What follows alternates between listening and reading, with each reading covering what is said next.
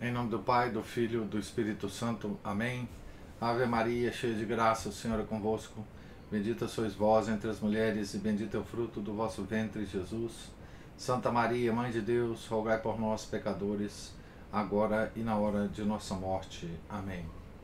São José, rogai por nós. São Felipe Neri, rogai por nós. Santa Teresa de Jesus, rogai por nós. Nossa Senhora de Fátima, rogai por nós. Em nome do Pai, do Filho, do Espírito Santo. Amém. Bom dia a todos. Nós estamos aqui lendo a biografia de Santa Teresa de Jesus, escrita por William Thomas Walsh. Estamos aqui na página 545 e o autor vai fazer aqui umas transcrições e uns comentários sobre o livro O Castelo Interior ou Moradas, que é considerado um livro, digamos assim, inspirado por Deus, né, diretamente, né? A alma humana é, pois, comparável a um castelo onde há várias moradas e no centro do qual fica o trono de Sua Majestade. As almas em estado de pecado mortal não podem penetrar no palácio, antes permanecem no exterior entre as coisas repugnantes e rasteiras. Os serventuários do demônio, enegrecidos na sua morte viva e incapazes de produzir bem algum. Apenas entram no castelo aqueles que se encontram em estado de graça e franqueiam a porta da oração e da meditação. Abre aspas para Santa Teresa. 1. Na primeira morada estão aqueles que, embora isentos de culpa mortal, se encontram afogados nos cuidados e vaidades deste mundo. Pensam, uma vez por outra, nas suas almas e rezam, algumas vezes, por mês. 2. Na segunda, encontram-se aqueles que começaram a ter o conhecimento de si mesmos necessário para progredir na oração. Ouvem a voz do Senhor, que os chama de 1001 maneiras, mas não evitam a ocasião do pecado. Cometem faltas veniais e são insistentemente tentados pelo demônio, pelo que sofrem mais do que aqueles que se encontram nas primeiras moradas. Deverão associar-se a pessoas de grande vida interior, especialmente as mais avançadas, e tomar a resolução de nunca fraquejar. Abraçar a cruz de Cristo como seu escudo invencível, sem a baixa preocupação da recompensa e conformando a sua vontade com a de Deus. 3. Chegamos agora àqueles que procuram evitar mesmo os pecados veniais, amam a mortificação, passam horas em meditação, empregam bem o tempo, praticam atos de caridade, cuidam da sua vida doméstica, se a têm, e são ordenados no vestir e na vida de relação. Contudo, à semelhança do jovem rico do Evangelho, tanto amam ainda a si mesmos que não podem decidir-se pela estreita senda da perfeição e não se encontram livres do perigo de escolher o caminho que escolheu esse jovem que se retirou muito triste porque possuía grandes riquezas. Teresa conhecia muitas almas que tinham alcançado essa terceira morada e nela se detinham aparentemente satisfeitas durante muitos anos. A quarta morada situa-se num plano claramente mais elevado e, portanto, cheio de sutis belezas que são impossíveis de explicar àqueles que nunca as experimentaram. Os répteis venenosos raras vezes aqui penetram e, se o fazem, causam mais proveito do que dano, pois as almas encontram-se tão solidamente apoiadas na graça que as tentações normalmente as tornam ainda mais fortes. Aqui pratica-se a oração de quietude e, como ela, experimenta-se aquela devoção e doçura sensíveis que Teresa sentiu pela primeira vez quando, um dia, começou a chorar ao meditar na paixão. Não é tão importante aqui pensar muito como amar muito, com a mais firme resolução de agradar a Deus em tudo. 5. Essa é a morada da oração de união. Mais uma vez, Teresa tenta explicar como ela difere da oração de quietude. A oração de quietude parece afetar apenas a superfície do corpo. A de união penetra-o até ao âmago. A união genuína fica para além da interferência do demônio. A prova é que, enquanto ela dura, os sentidos da vista e do ouvido e o entendimento mantêm-se suspensos. A presença de Deus é tão evidente que não deixa dúvidas. E os efeitos são sempre um aumento da devoção, do desprendimento, da humildade e do amor a Deus e ao próximo. Teresa distingue as várias espécies da união, todas elas fora da alçada humana, como dádiva generosa de Deus que são. Este estado de alma é semelhante aos preliminares de uns esponsais, uma visita em que se combina o que se vai fazer. 6. As almas da sexta morada sofrem mais do que antes, mas gozam de maiores favores. Teresa enumera algumas dessas aflições e fala de uma mais que compensadora oração que abrasa a alma de um estranho fogo de amor. Transes, arroubamentos e êxtases, tudo é, na essência, a mesma coisa.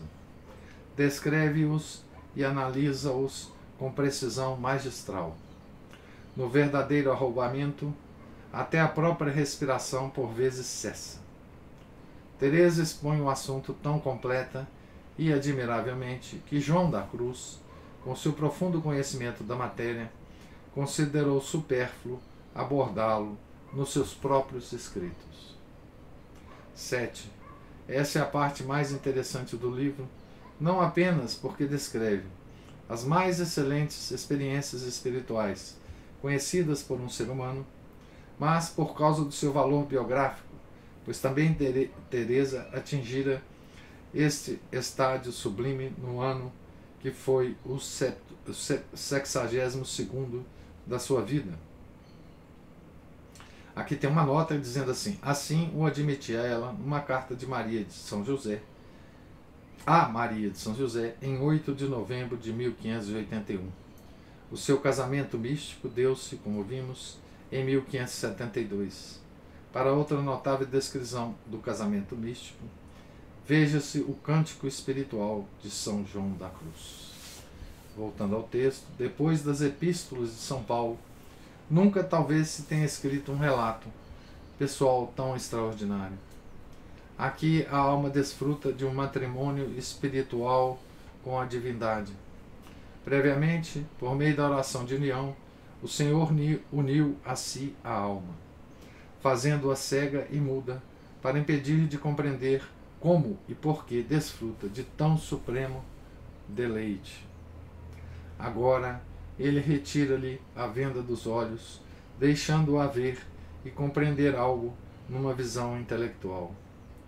As três pessoas da Santíssima Trindade revelam-se-lhe precedidas de uma luz misteriosa que inunda a alma. Nesta é infundido um conhecimento sublime. Aquilo em que acreditava pela fé, compreende-o agora, por assim dizer, pela vista, se bem que não com os olhos do corpo, mas com os da alma. A Santíssima Trindade nunca a abandona. O efeito desta presença é fazer a alma mais ativa em tudo o que respeita ao serviço de Deus. Progride em todas as virtudes. E por fim, vem o matrimônio místico, pelo qual Deus surge no próprio seio da alma, mercê de uma visão não imaginária, mas intelectual, infinitamente mais sublime e misteriosa.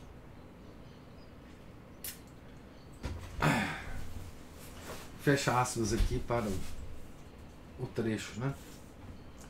Para esclarecer a diferença entre esponsais e matrimônios místicos, Teresa recorre de novo a metáforas.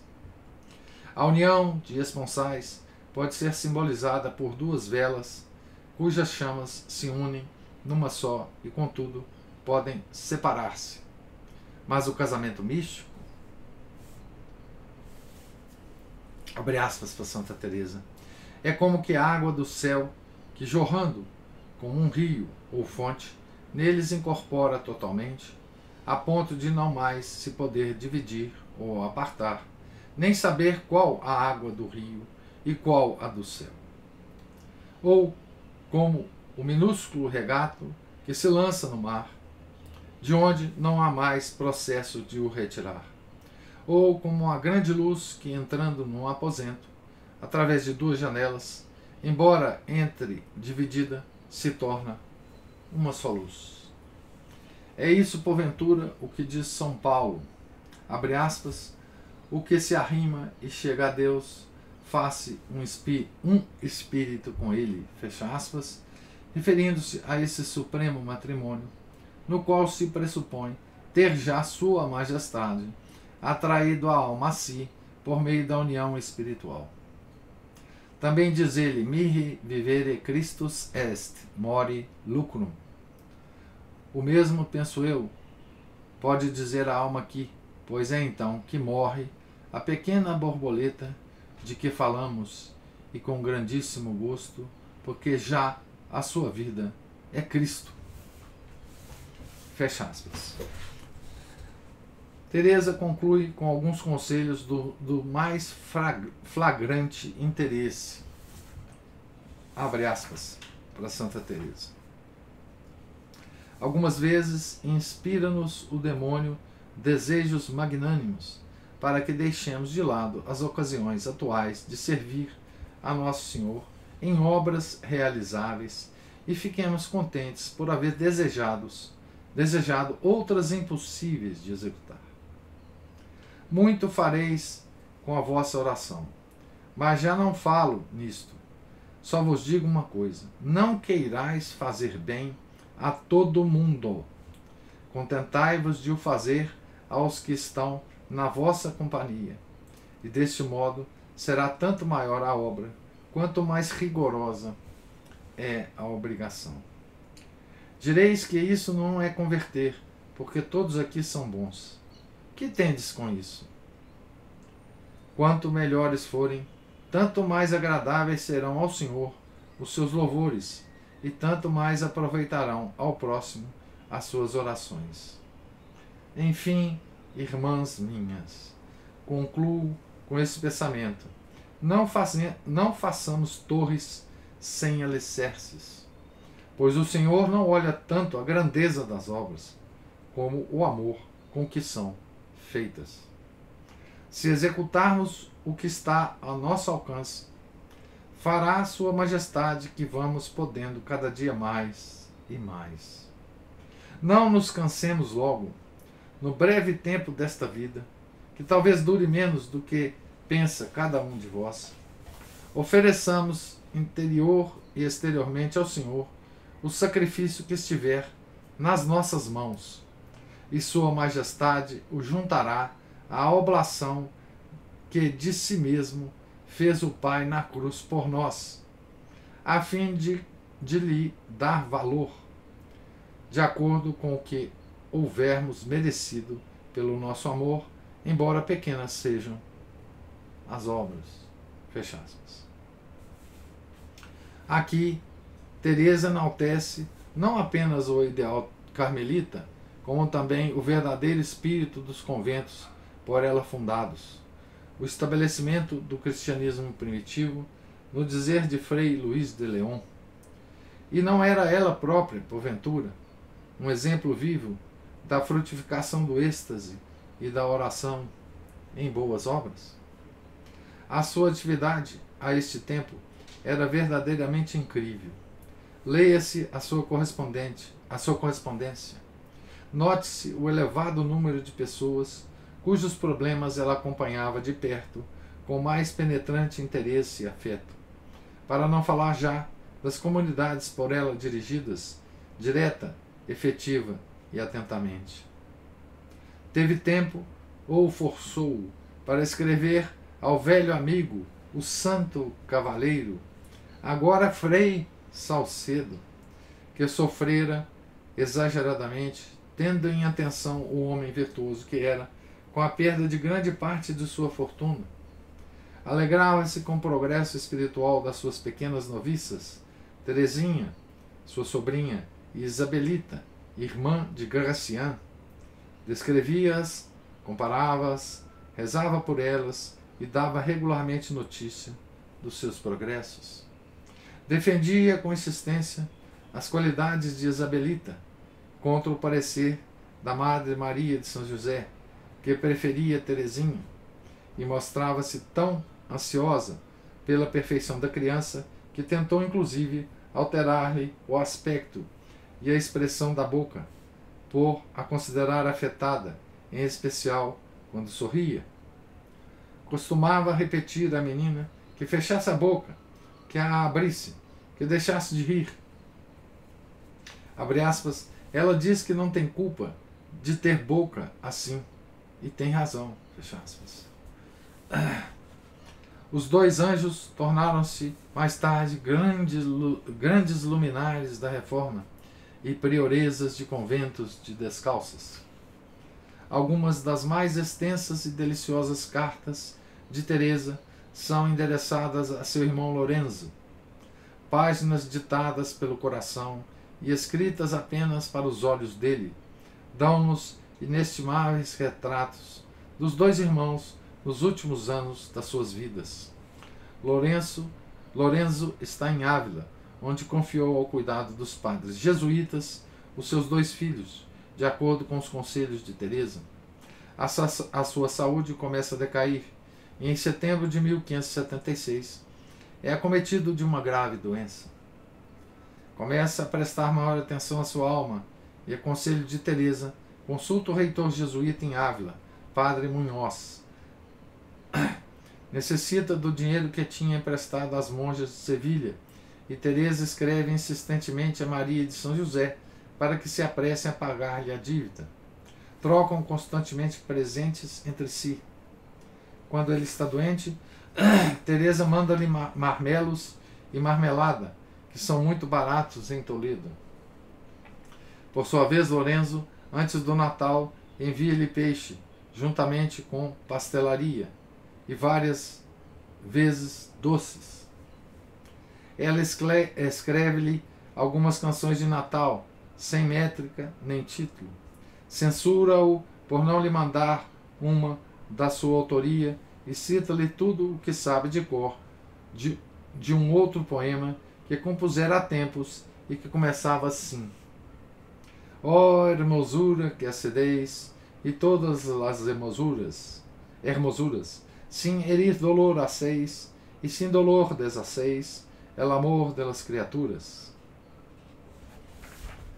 E acrescenta depois de mais 3 instâncias: não me recordo do resto. Abre aspas, não me recordo do resto. Que memória para uma fundadora. Fecha aspas. Pede-lhe algumas sardinhas para os dias de abstinência, pois em Toledo é impossível arranjar ovos frescos. Pede-lhe também que mande um selo, pois usa um que representa uma caveira e já não o suporta. Gostava de um com as iniciais JHS, o nome, abre aspas, que eu gostaria de ter gravado no coração, como Santo Inácio, fecha aspas. A alma de Lorenzo atrai naturalmente a sua mais fervorosa atenção. Teresa começa a ensinar-lhe a fazer oração e Lorenzo faz grandes progressos.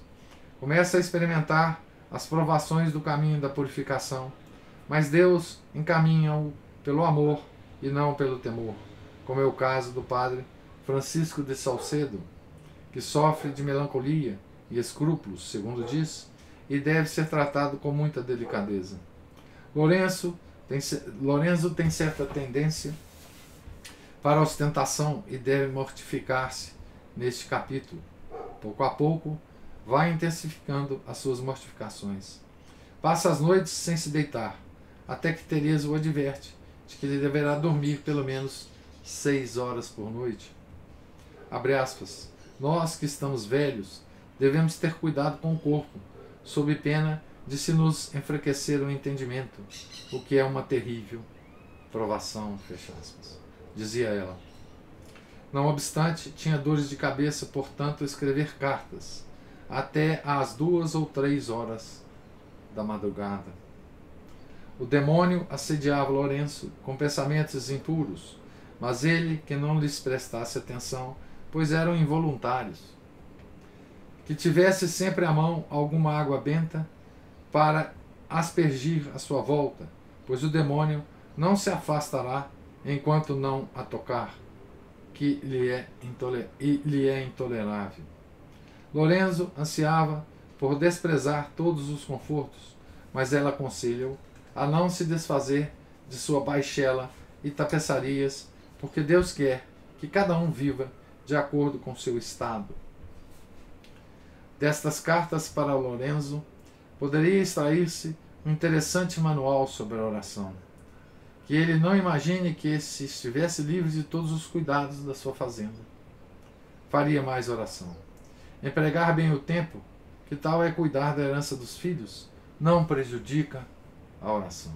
Cuidar da herança dos filhos.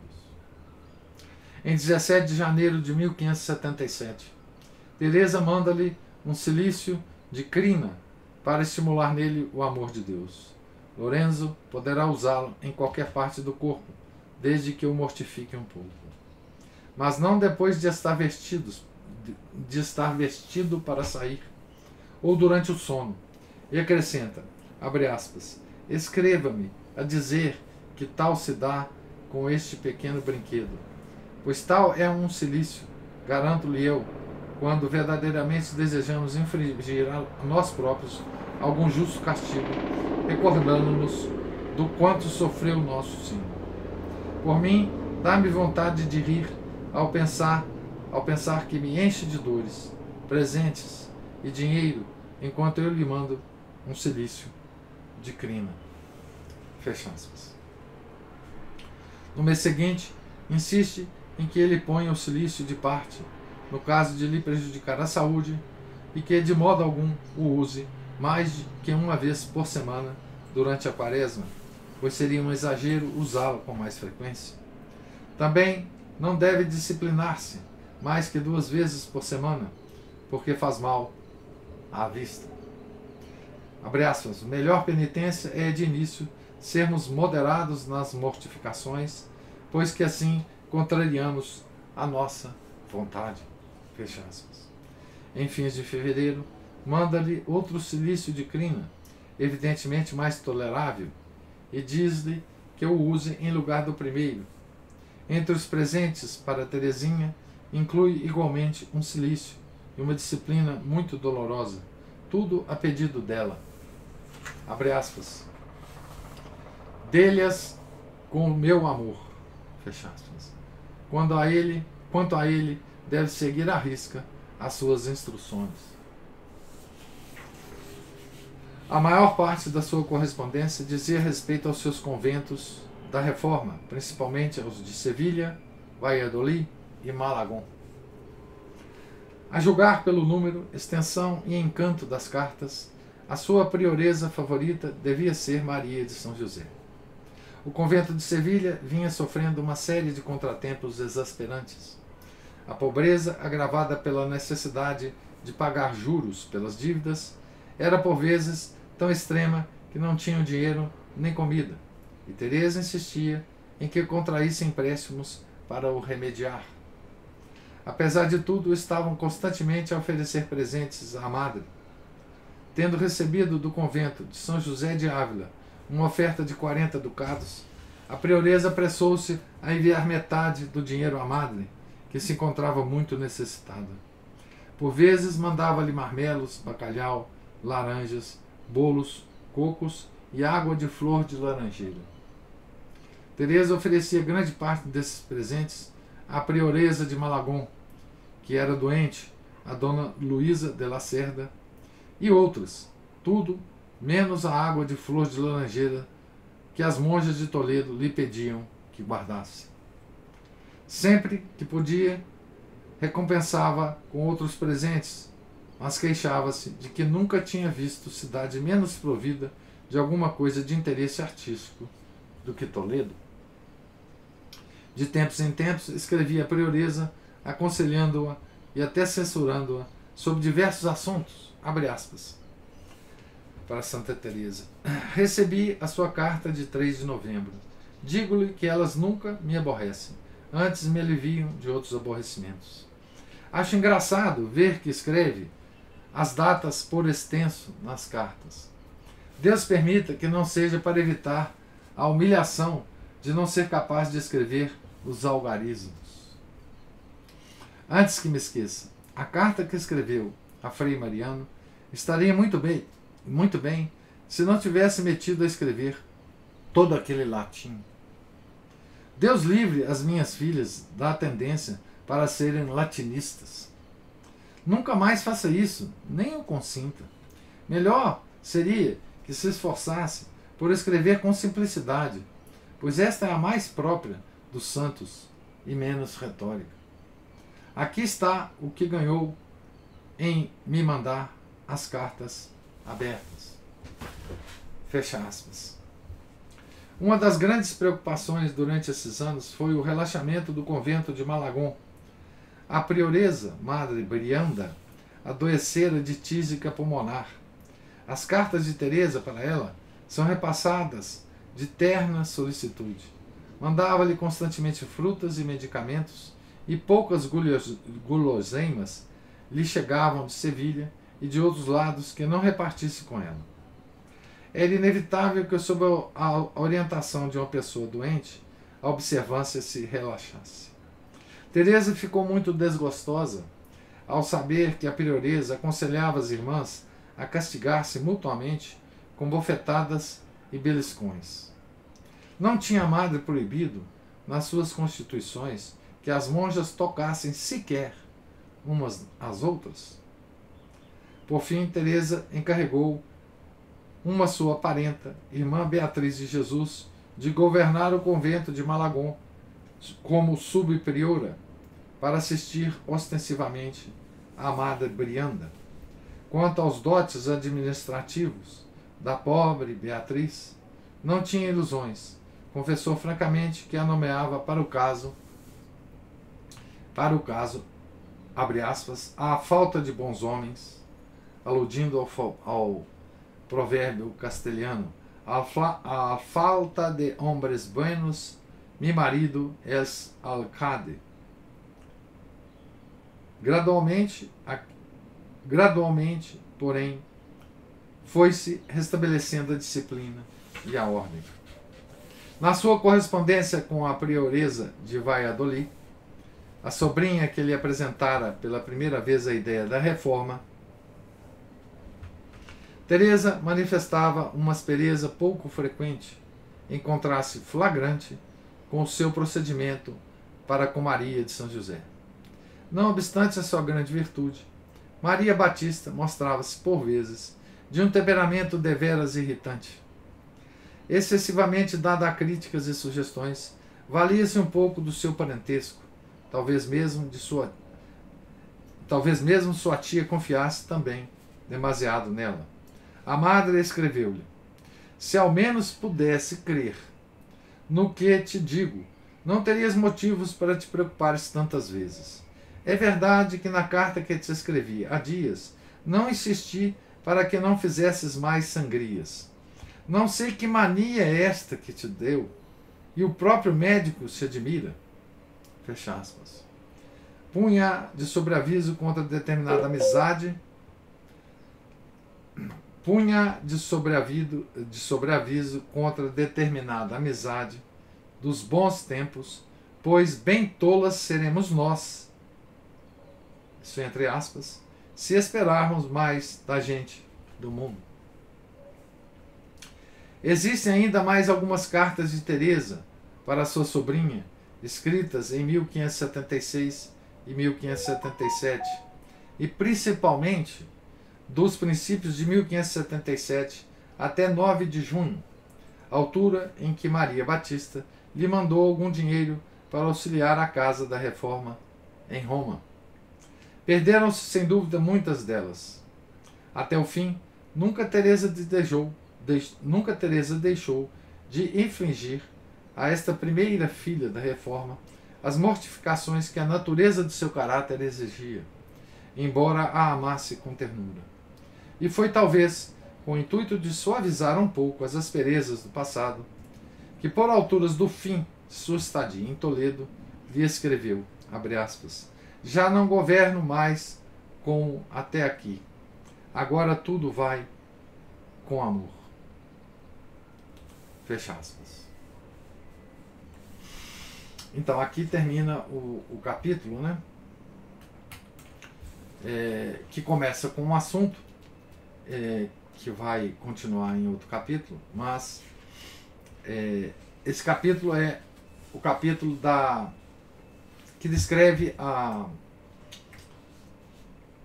Madre Teresa em seu convento em Toledo, né?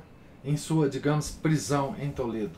Logo depois dela ter sido proibida de criar outros conventos, ela vai para Toledo, num convento que ela própria criou, né? E fica lá como monja normal. E lá ela escreve, então, o livro, né, que foi comentado aqui, inclusive as circunstâncias em que esse livro é escrito, né, com uma digamos assim, uma interferência direta, né, de Deus, como um livro inspirado, né, literariamente, né, esse livro enfim, diferente dos outros, segundo o nosso autor aqui, o nosso biógrafo, né, ele compara, inclusive literariamente, né, esse castelo interior ou moradas ao paraíso de Dante, né, enfim, e faz os comentários que eu li, né. Bem, esse livro é de uma altura mística muito grande. Eu sou incapaz, absolutamente incapaz de comentar, mas eu queria selecionar uma parte que, digamos assim, nós podemos tirar para nós, pobres mortais, certas lições, né, de um livro tão elevado, que é a parte que ela diz o seguinte, né, na página 549, eu vou reler e comentar. Só vos digo uma coisa. Isso ela poderia estar falando para nós, né? Não queirais fazer o bem a todo o mundo. Contentai-vos de o fazer aos que estão na vossa companhia. E deste modo será tanto maior a obra, quanto mais rigorosa é a obrigação.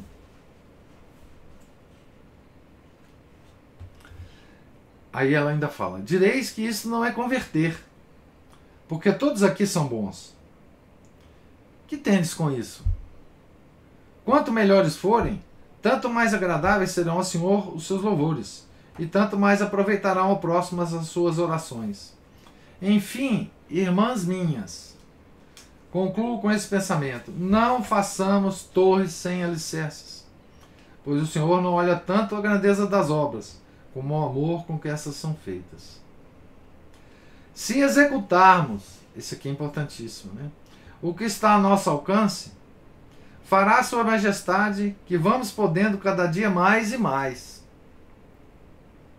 Não nos cansemos logo, no breve tempo desta vida, e talvez dure menos do que pensa cada um de vós. Ofereçamos, interior e exteriormente, ao Senhor o sacrifício que estiver nas nossas mãos. E olha que coisa impressionante que ela fala aqui, né? Então ela fala, ofereçamos interior e exteriormente ao Senhor o sacrifício que estiver nas nossas mãos. e sua majestade o juntará à oblação que de si mesmo fez ao Pai na cruz por nós, a fim de lhe dar valor, de acordo com o que houvermos merecido pelo nosso amor, embora pequenas sejam as obras. Então, isso aqui é uma lição que nós podemos tirar de ascética, né? Não de mística. Né? Não queirais fazer o bem a todo mundo. Contentai-vos de o fazer aos que estão na vossa companhia, aos próximos. Né? Aos próximos. E deste modo será tanto maior a obra quanto mais rigorosa a obrigação. Quanto mais rigorosa é a forma com que você trata a obrigação de fazer o bem aos que estão próximos. Né? Tá certo? E ela ainda fala, né? À medida que a gente executa o que está ao nosso alcance, Sua Majestade vai aumentando esse alcance da forma como Ele quiser. Então, o alcance da nossa caridade para com o próximo vai aumentando à medida em que Deus queira, ou à medida em que Ele aceite os nossos sacrifícios, as nossas orações e as nossas caridades para com o nosso próximo. Larga, como Santa Teresa estivesse dizendo, né? Ponha tudo na mão de Deus, faça o que você pode, na circunstância em que você vive, com as pessoas que estão próximas de você. O resto Deus vai fazer, vai usar isso, vai te usar como causa segunda para conseguir coisas que estão além do seu esforço. Né? Ele vai multiplicar o seu esforço. Né? Então, as outras coisas que contém o castelo interior, infelizmente, são tão elevadas que, enfim, eu não consigo fazer nenhum tipo de... Só contemplar, né? Mas não consigo fazer nenhum tipo de comentário. Pois bem, agora eu gostaria de ouvir o comentário de vocês sobre a leitura de hoje.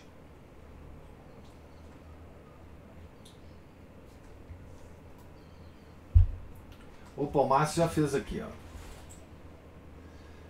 É preciso estar atento a tais oportunidades de fazer o bem em coisas pequenas e próximas, oferecidas a nós pela divina providência. Isso demanda uma atitude igualmente observadora e contemplativa.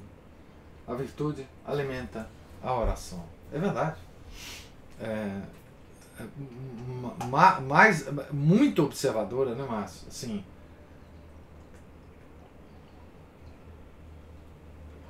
nós precisamos estar muito atentos às nossas circunstâncias, né? E sempre estarmos dispostos, né, a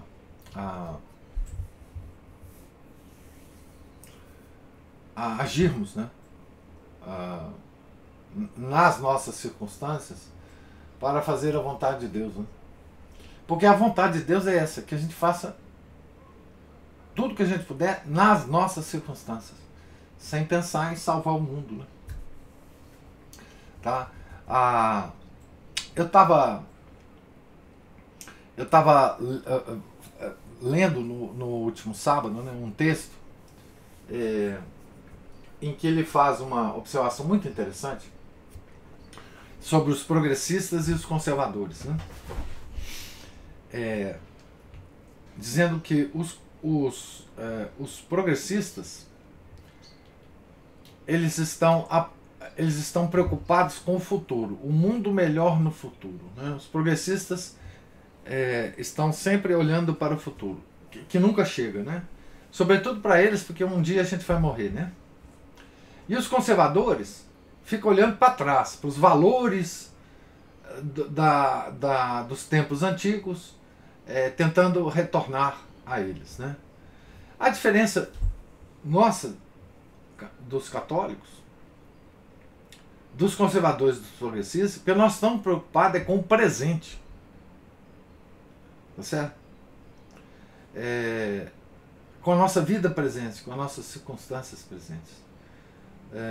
Por isso, nós não podemos ser nem conservadores, nem progressistas, no sentido político desses termos, né? Sociais desses termos.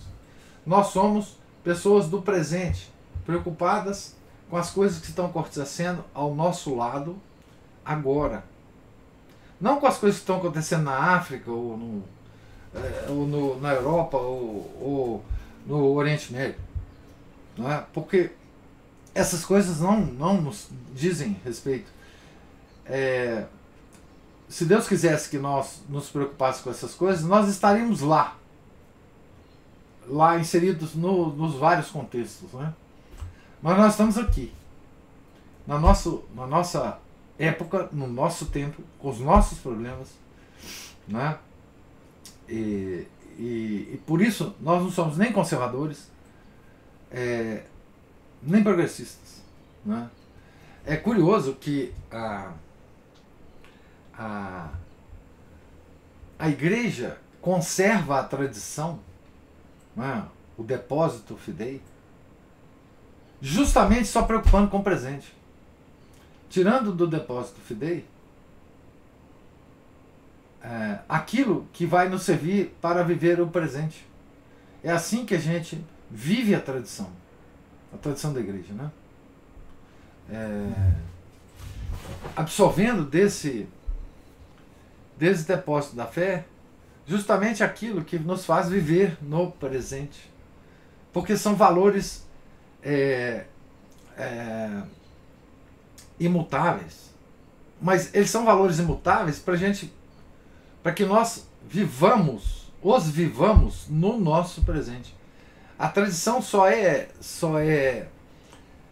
passada de geração em geração se a gente vivê-la no presente.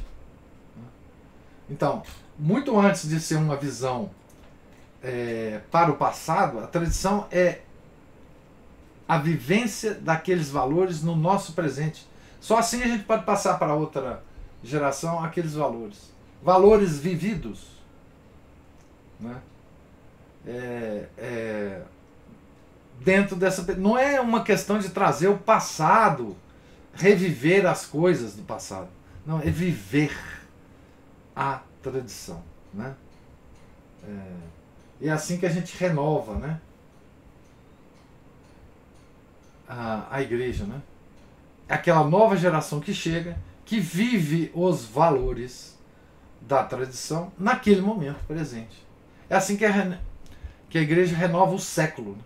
O século em que ela vive, né? Não é de outra forma, não é retoricamente, né? Ana Paula ou Márcio levantou a mão aí. Professor, acho que tem um versículo da Escritura que fala: agora é o momento da salvação. Né? Ou seja, agora é o momento de agir, de fazer as coisas. Né? O pessoal, às vezes, igual você falou, né? O progressista com aquela cenourinha na frente do burro de carroça. Né? Ou seja, o progressista é o burrinho da carroça. Né? Aquele pessoalzinho de sempre. Tá a cenourinha você nunca atinge. A cenourinha você nunca atinge. Isso. E vai te levando para onde quiser ali, né? Para na verdade onde ele quer, não onde você precisa estar. E o aspas aí, conservador, ele fica lá vendo lá as coisas do passado, mas como se estivesse num museu. Isso, né?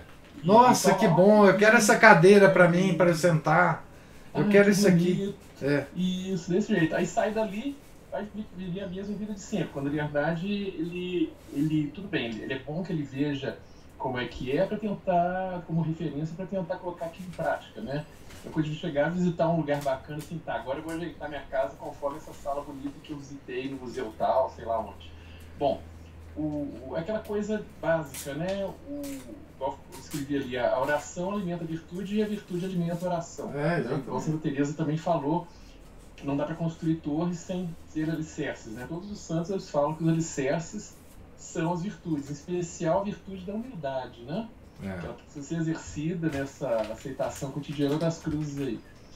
E o interessante é também o seguinte, às vezes o tridentino que acabou de cair de paraquedas no campo de batalha ali, ele não, como ele não foi educado, e como também ele perdeu o contato com os hábitos ancestrais, né, da família dele, ele também não vai saber o que passar, por exemplo, para os filhos dele. Então eles falam, o que eu faço?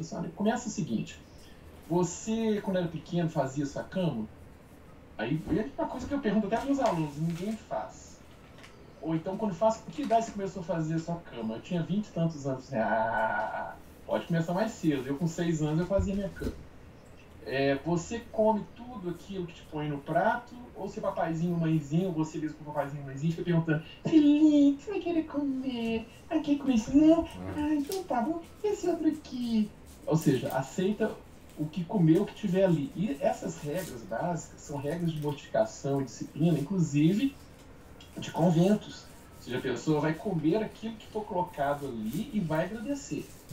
O meu próprio pai falava, né, toda casa tem seu mimadinho, né? E eu não era um deles, mas o que tinha lá em casa, meu pai ainda virava e falava, olha, agradece e olha para trás, porque tem gente que não tem o que comer, não tem saúde nem sequer para comer, né? E isso que você está tendo no prato aí, quer goste, quer não goste, é alimento, vai comer sim, ainda vai agradecer por isso, não é? Então, assim, uma coisa que você não vê, você vê assim, a média de voluntarismo, né? De pessoas voluntariosas, a mortificação, ela tende a eliminar essa pessoa voluntariosa. E isso aí, eliminando isso, faz com que a pessoa, né, ela procure a humildade e a vontade de servir a Deus, ou seja, de mortificar essa vontade dela. Sem isso ela não consegue muita coisa, né? E a partir daí, ou seja, unindo a vontade, conformando a vontade da pessoa, a vontade de Deus, nas pequenas, aí que a gente volta, né?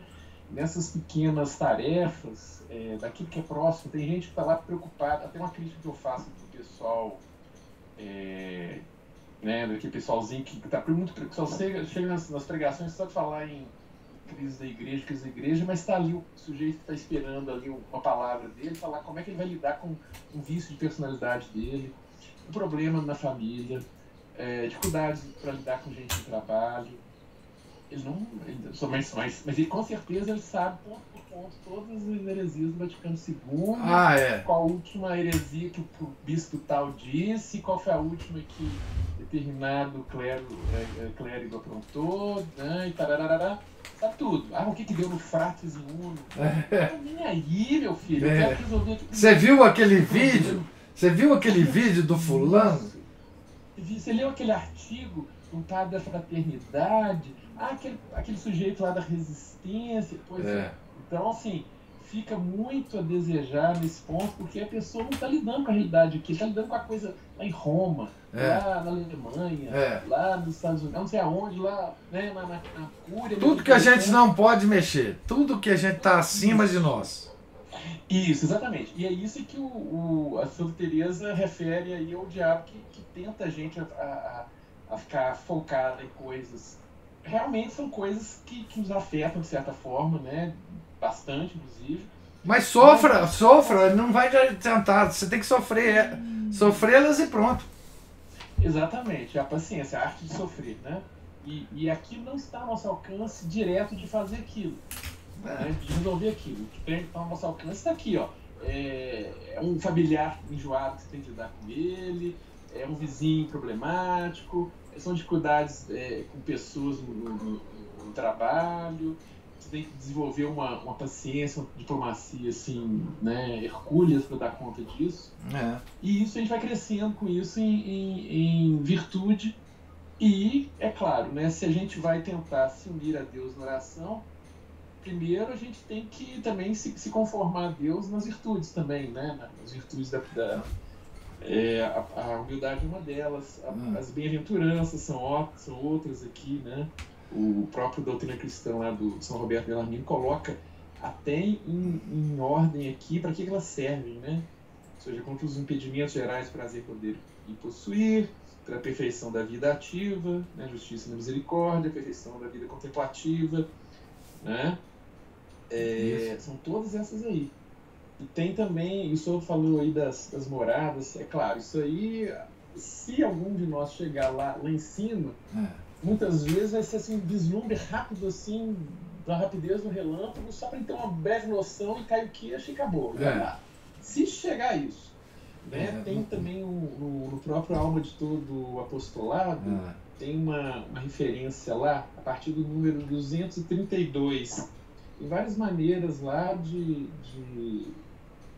fazer uns exercícios, né, de meditação, de oração, que não necessariamente, caso a gente não consiga fazer essa oração, que nos ajude, inclusive, a acabar desenvolvendo essa capacidade de rezar, pelo menos, né, sossegar a mente um pouquinho. E ele coloca lá, né, e como ele diz, né, a meditação brasileira nos vai se reavivar a guarda do coração, e ali a união com Deus, né, e desenvolvimento das virtudes, aqueles toques que ele dá para nós, para a gente prestar atenção, ficar mais atento. No dia a dia é sempre isso aí. Mais ou menos era só isso aqui.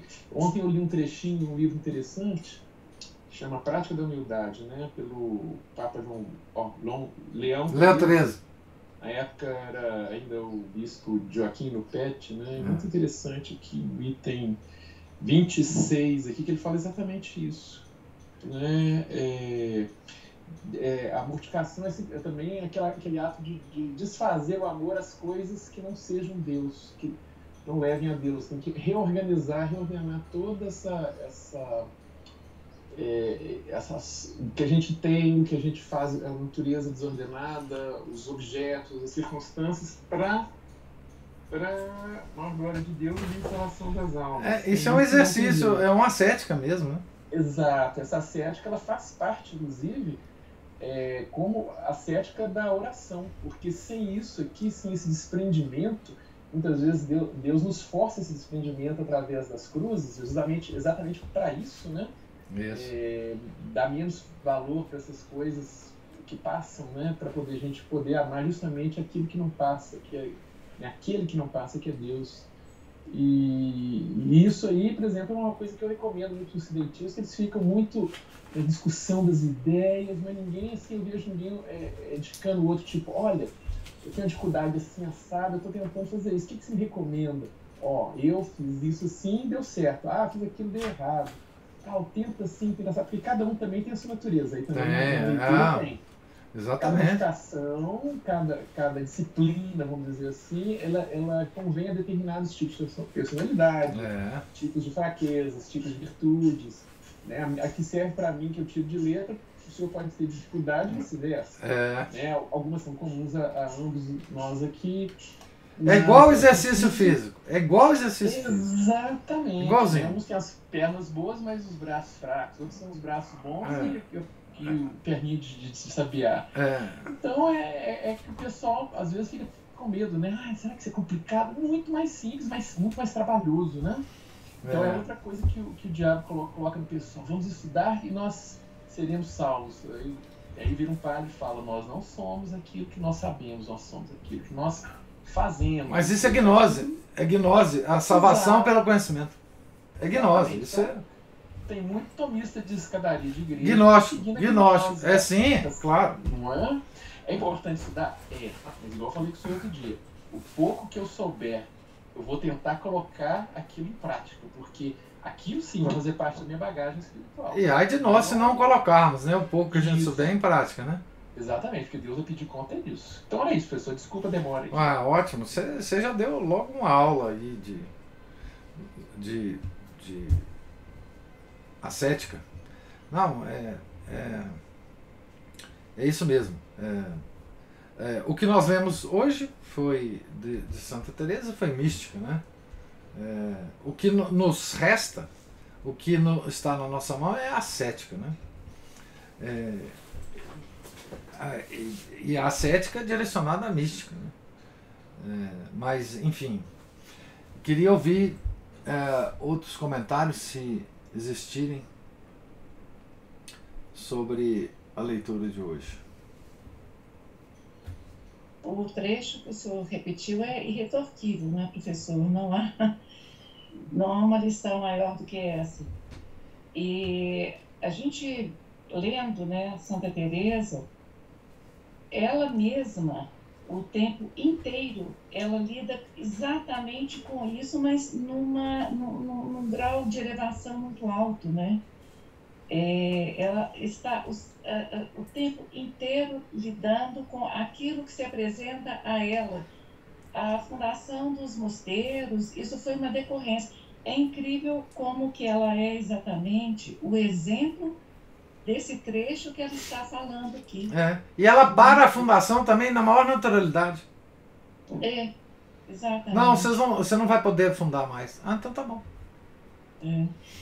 O professor, e o Márcio fez comentários assim, tão pertinentes, tão próprios, que é até difícil falar mais alguma coisa, só anuir ao que ele disse, começando pela educação como uma forma até de santificação, a educação desde criança e também continuada, não é?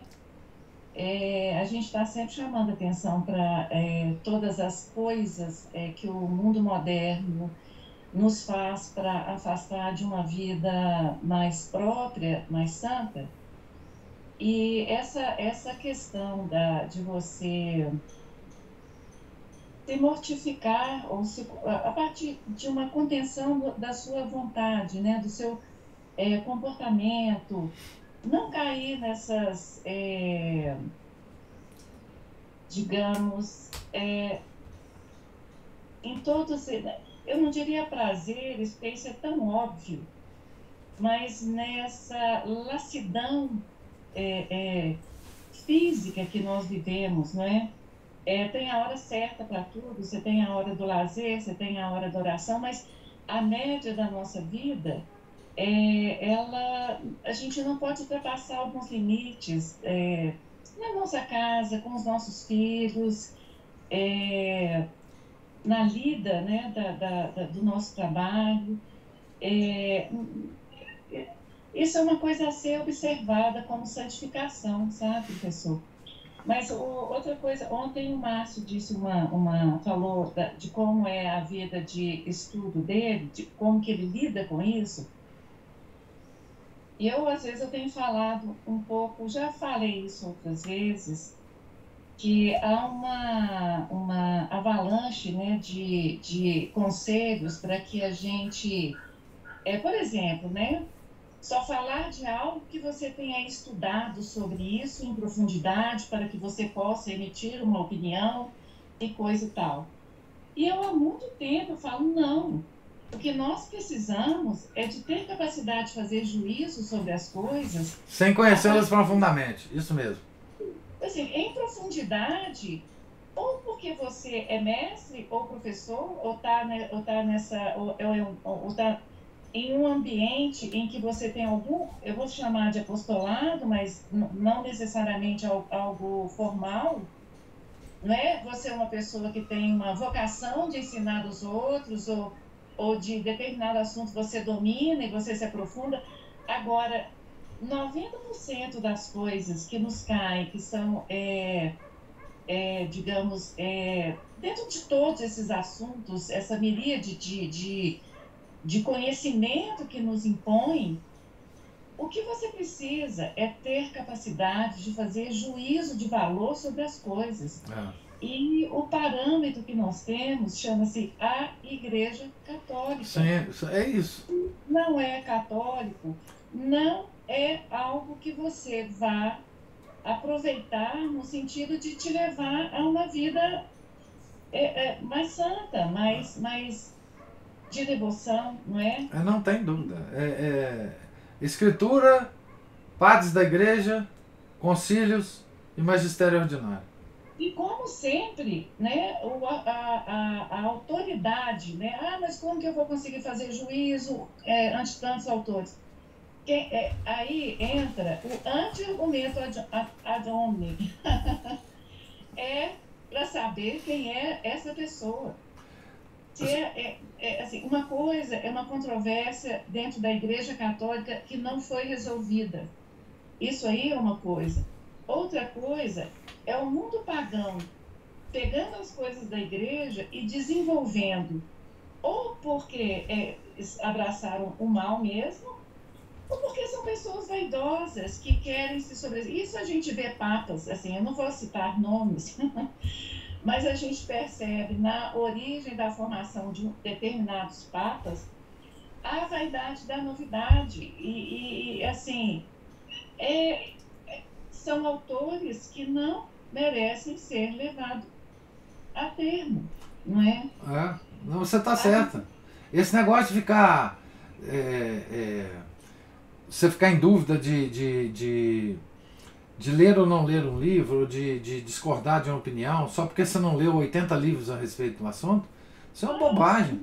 Isso é uma bobagem. Que se de leitura de milhões, porque, professor, a gente percebe que a vida nos dá, Deus, com a nossa vida e as nossas circunstâncias, Ele nos dá praticamente tudo de que a gente precisa, não é?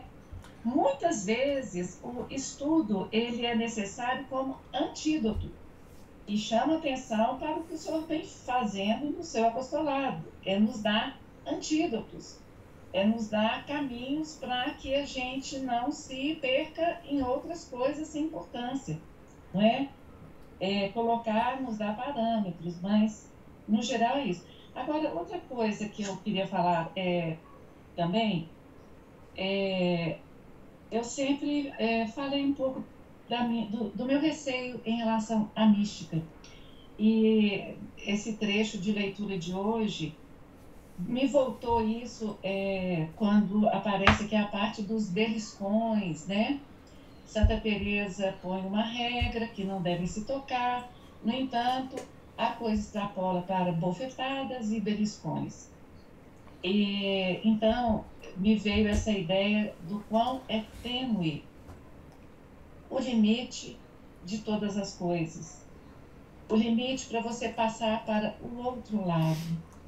Não é à toa que nosso Senhor está demorando assim. É como ontem o Senhor disse, né? Quando falou a respeito das obras de mística que surgiram no tempo medieval, discorrendo sobre talvez fosse naquele tempo que fosse possível para nós começarmos a lidar com isso. Quer dizer, Deus vai colocando a conta-gotas, ou individualmente ou coletivamente, que é esse o caso de ter essas obras visíveis, né? Porque isso pode acontecer interiormente na vida de cada um, sem que ninguém fique sabendo, mas ele coloca a conta-gotas o conhecimento que é possível a gente ter. Porque essa linha é muito tênue. É muito. E é perigosíssima, usada pelo demônio. Exatamente. Muita gente cai.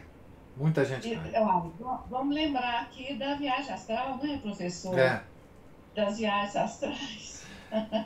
Não, e a gente tem, por exemplo, dizem, eu não conheço, mas já fiquei sabendo, que o Frei que você conheceu muito bem aí na Igreja Nossa Senhora do Carmo, era um grande místico. Com certeza. Era um homem de uma fé incrível, de inclusive fenômenos místicos ocorrendo com ele. Depois... Eu era muito nova, né, para saber dessas coisas. E quando eu comecei a raciocinar, feito gente grande, já estava tudo muito perdido, né?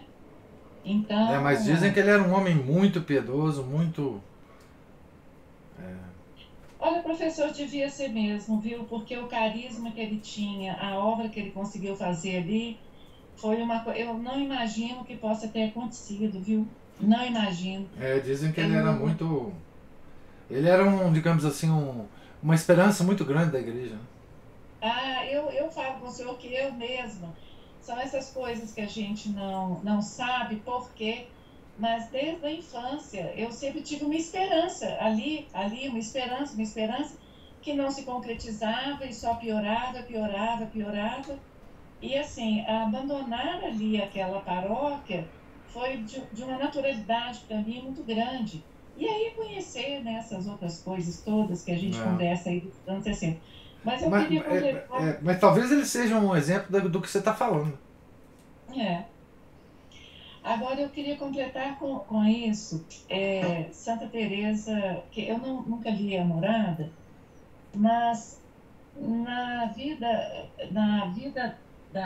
no livro da vida, nos primeiros capítulos, ela fala uma coisa assim: qualquer passo que você dê adiante na vida de contemplação, ela tem que estar calcada por uma vida de oração, que você não pode voltar atrás. Não tem caminho de volta. Não tem, porque se você alcança alguma luz, se Nosso Senhor atende a sua oração com alguma luz sobre alguma revelação, por menor que seja, não volte atrás. E esses trechos desses últimos dias me levaram a ter uma percepção do porquê do meu receio, considerando essa linha tênue e essa determinação de não voltar atrás na vida que você escolhe de oração. Que é assim, subir pode ser mais fácil do que descer. Por isso a igreja é mãe e mestra. A igreja é a escada, mas ela não é assim, não é mais importante, ela não é uma escada mais importante para subir, mas como um caminho de volta.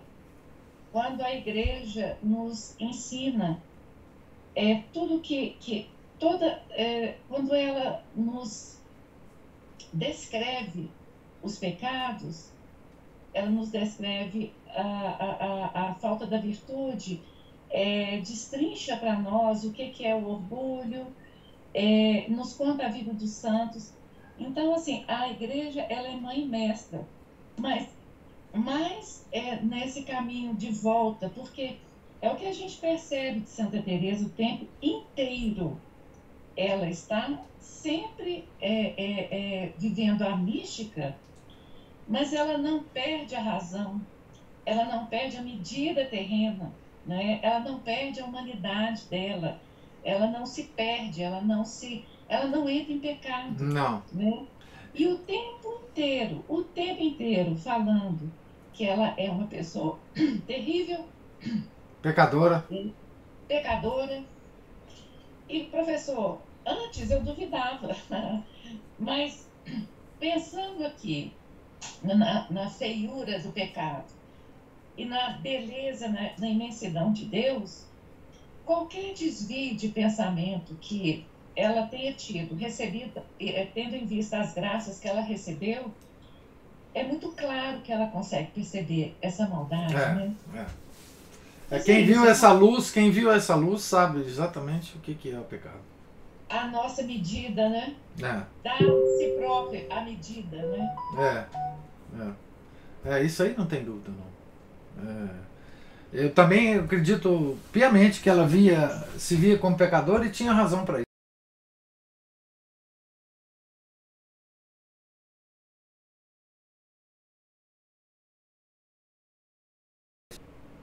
Deu uma travada aqui, mas eu dizia que eu tenho certeza que ela se via como pecadora e devido à altura que ela foi, né? A Márcio aqui, ó. Minha é a luta ascética, vossa é a vitória mística. Tá entre aspas. A nós compete o esforço, Deus nos concederá o prêmio, como o imperador no Coliseu, poupando-os para o próximo embate, caso lutemos bravamente, ainda que sejamos feridos na arena como gladiadores. Ele nos preservará para a vida e para a próxima luta, da qual ainda levaremos lições que nos fortalecem junto com as nossas feridas, para podermos crescer como combatentes e enfrentar lutas ainda mais difíceis. Nunca Deus nos permitirá chegar às finais dos torneios se não dermos conta das fases eliminatórias. Progresso gradual nas capacidades. Santa Teresa também observa que o avanço na vida espiritual não se faz aos saltos. Não temamos a ascética e mística, só andemos passo a passo. Esse é o Márcio falando aqui. Sim, só lembrando o que a Cristina falou, né? Que na vida, nessa vida ascética e nesse progresso espiritual, não há como retornar. O retorno é terrível, né? É curioso que aquele livro do São Vicente de Lérins, o Comonitório, ele dá 2 exemplos, um deles até mais lamentável do que o outro, né? De alguém que foi muito alto e caiu, né? Que é o Tertuliano, né? São esses exemplos de queda. O Tertuliano morreu fora da igreja, né? O outro exemplo que ele dá é do Orígenes, né? Que não morreu fora da igreja, mas que podia ter sido um Santo Agostinho, né? E sim, nós temos que preocupar com a queda, mas não ter medo. A gente tem que entrar e caminhar do jeito que a gente puder, né?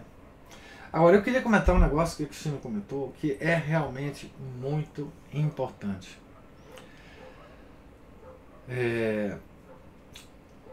Talvez, para que a gente entre num debate intelectual sobre algum assunto, nós devamos ler muitos livros para debater o assunto. Mas para impugnar mentiras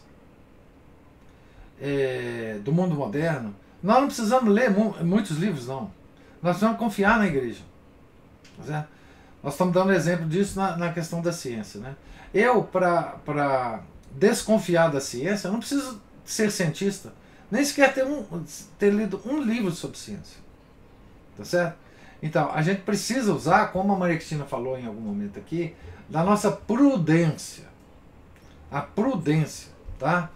Então, nos últimos acontecimentos do mundo, toda vez que a gente usa prudência,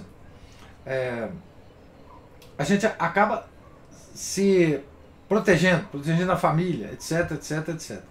Né? Então, essa conversinha fiada de que você precisa ler muitos livros para entender um assunto, sim, talvez isso é verdade, mas não para impugnar as coisas erradas. Não para impugnar as coisas erradas. Certo? Porque se a gente tiver o senso comum bem afiado, essas bobagens, essas mentiras, esses contrassensos do mundo moderno são facilmente impugnados. Você não precisa ler livro, não é? Você pode não ser capaz de debater em público, mas você pode evitar isso na sua vida pessoal e na sua vida familiar. E é isso que a gente tem.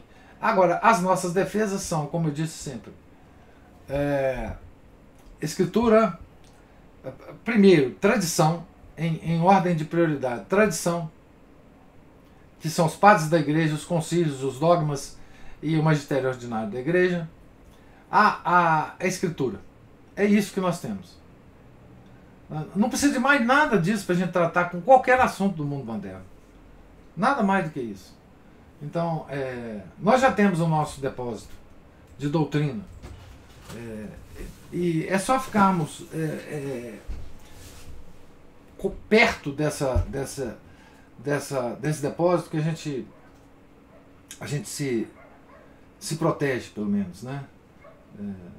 Agora, as pessoas que têm facilidade para a vida intelectual, que sejam, né?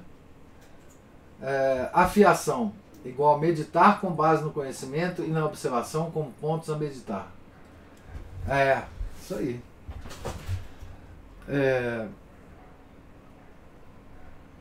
Então, a própria meditação, a oração mental da igreja, ela nos ajuda nas atitudes prudenciais que a gente vai tomar.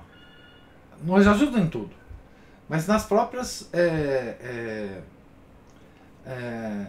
atitudes prudenciais. Não agir de supetão. Pensar um pouco mais, meditar um pouco mais, né?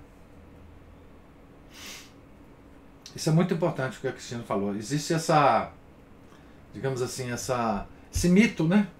De que para você ter uma opinião em qualquer assunto você tem que... Não, para você impugnar as coisas não precisa não. É só você jogar fora. Mais algum comentário, alguma observação? Então, nós estamos aqui no início de um capítulo que começaremos amanhã, se Deus quiser, na página 557, Angústia e Aflição em Toledo. Certo?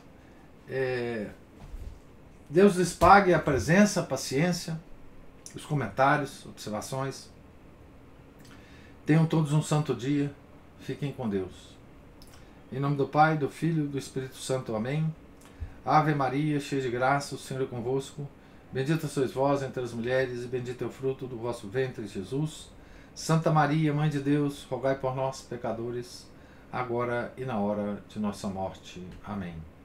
São José, rogai por nós. São Felipe Neri, rogai por nós.